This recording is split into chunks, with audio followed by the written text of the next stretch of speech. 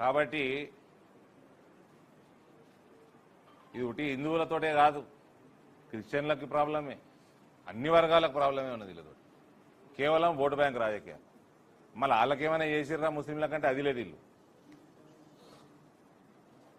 ఉన్న బస్సులు మహిళలకు ఇచ్చినట్టు రేవంత్ రెడ్డి ఉన్న యూనివర్సిటీలో వాళ్ళ పేరు చేస్తారు, వాళ్ళకెళ్ళి మనం నిలబడతారు.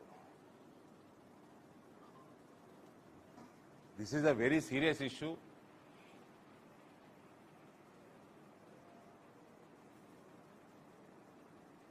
మనము రానున్న కాలంలో మన యూనివర్సిటీలని మన ఇతర సంస్థలని కాపాడుకోవాలంటే కాంగ్రెస్ పార్టీని పవర్కి వెళ్ళి ఎంత దూరం పెడితే అంత మంచిది.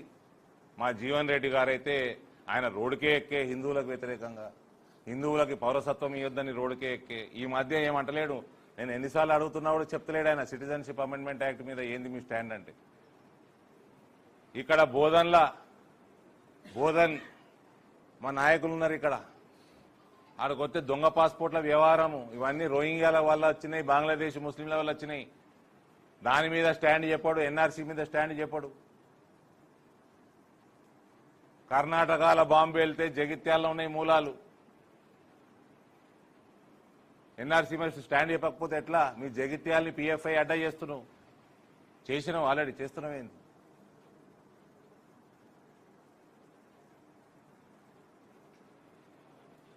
యూనిఫామ్ సివిల్ కోడ్ మీద మీ స్టాండ్ చెప్పవు, జనాభా నియంత్రణ మీద స్టాండ్ చెప్పవు. ఏ భారతదేశానికి జాతీయత, మన జాతి ఇంట్రెస్ట్ మీద ఏది ఉన్నా కూడా దాని మీద స్టాండ్ చెప్పా అంటారు. చక్కెర ఫ్యాక్టరీలు ఓపెన్ చేసేందుకు కేంద్ర ప్రభుత్వంతో ఏం పనండి మీకు? ఆ ఎన్నికలు ఎందుకు మీకు? 40 కోట్లు కట్టేది ఉండే, 400 కోట్లు కట్టేది ఉండే. ఇవాళ మీరు చక్కెర ఫ్యాక్టరీలు ఓపెన్ చేస్తామని అసెంబ్లీకి ఓట్లు వేయించుకురు కదా. ఇవాళ అలా మేనిఫెస్టో, నేషనల్ మేనిఫెస్టో వచ్చింది. నేను మీడియా మిత్రులను అడుగుతున్నా, అందులో గల్ఫ్ బోర్డు లేదు. అందులో గల్ఫ్ బోర్డు ఉందా? ఉన్నదా?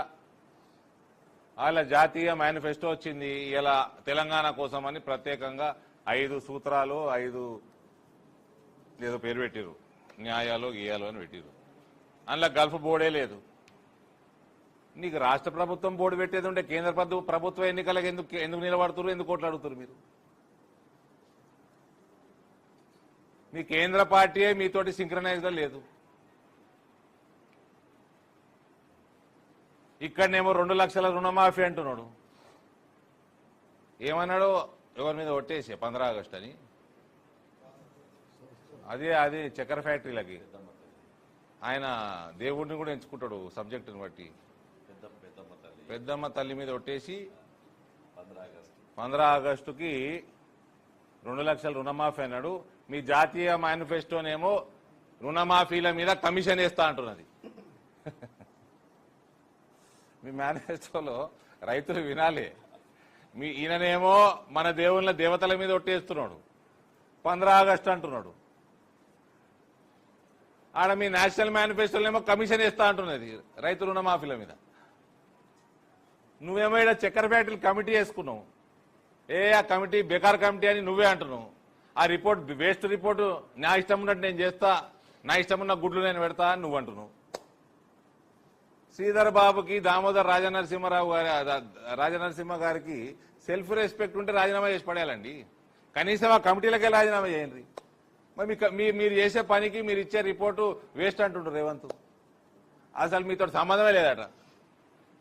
కనీసం సరే మంత్రి పదవి అంటే మీకు యావ ఉంటుంది, ఓకే, కమిటీలకు వెళ్ళిపోర్రి. ఏంటికి?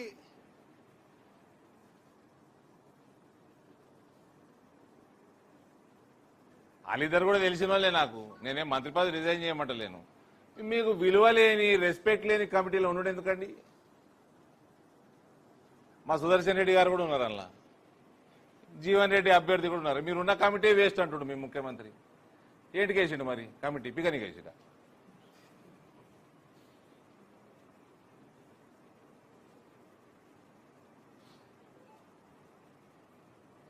సో ఒక ప్రొఫెషనలిజం లేదు, ఓ సీరియస్నెస్ లేదు, గల్ఫ్ సోదరులన్నా లేదు, రైతులన్నా లేదు.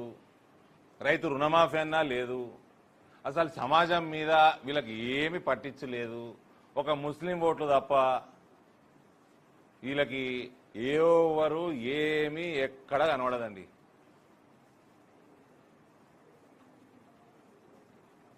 వాళ్ళు కూడా ఎలక్షన్ దాకానే కనబడతారు, సాయంత్రం 6 గంటల దాకా. ముందు 5 గంటల వరకే ఉండే, ఇప్పుడు 6 గంటల వరకు. 6:15కి వాళ్ళని కూడా మర్చిపోతారు. ఇది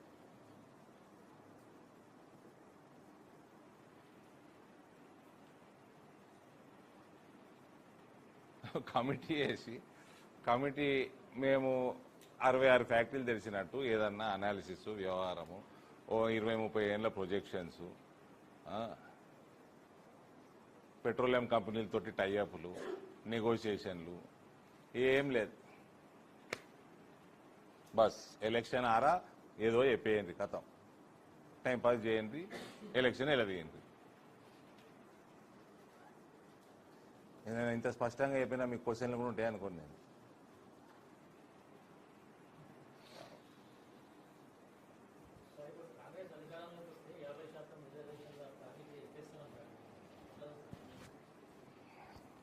ఎత్తేసి ఎవరికి ఇస్తారు కూడా చెప్పాలి. సుప్రీంకోర్టుకు పోయి సుప్రీంకోర్టు 50% దాటొద్దు అని ఒకటి ఉన్న జడ్జిమెంటు. నేను చెప్తున్నానండి, వీళ్ళు ముస్లింలకి మన రిజర్వేషన్లు తగ్గించేసి ముస్లింలకు అప్పచెప్పుడు తప్ప వీళ్ళ అజెండా వేరేది లేనే లేదండి. వీళ్ళు ఇన్నేళ్ళు ఉన్నారు కదండి, ఎందుకు ఎప్పుడు చేయలేదు ఎందుకండి? ఇప్పుడు మోడీ గారు 10% అగ్రవర్ణాలకి పేదలకు ఇచ్చింది కదా 10%. మరి మీరు ఎన్నేళ్ళు ఉన్నారు, మీరు ఎందుకు చేయలేదండి? పకడ్బందీ ప్రణాళిక ఎందుకు చేసుకోలేదండి రిజర్వేషన్ల మీద?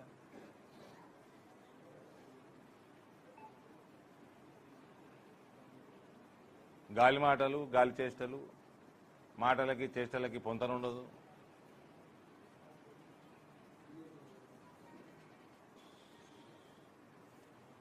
రైతు రుణమాఫీ కాదన్నట్టు సింపుల్. వీళ్ళట కమిషన్ ఇస్తారట, ఆ కమిషన్ చెప్పినట్టు చేస్తారట. అది ఇక పెద్దమ్మ తల్లి మీద ఒట్టు ఉత్తదన్నట్టే, అంతే కదా.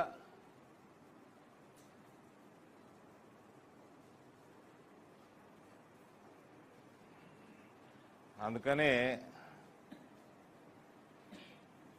రేవంత్కి అదే చెప్పిన ఫస్ట్కి వెళ్ళి, ఇంత కొద్దిగా టాలెంట్ ఉంటే ఉంటుందేమో తెలియదు నాకు, కానీ ఉన్నట్టు కనబడతాడు. ఆ పార్టీలు ఉంటే అది కూడా వేస్ట్ అవుతుంది. ఆయన దారి ఆయన ఎత్తుక్కోవడం బెటర్.